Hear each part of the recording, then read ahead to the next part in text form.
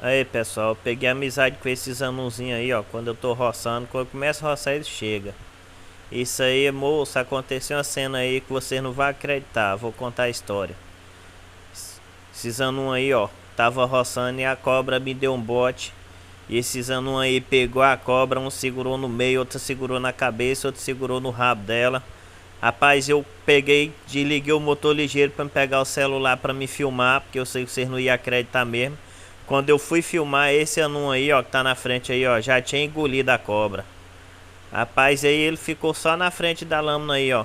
Aí, ó, só na frente caçando mais, ver se tinha mais, ó, pra me proteger. Eu vou botar fé nesses bichos aí, ó. Não toque mais de jeito nenhum, tá sempre junto comigo.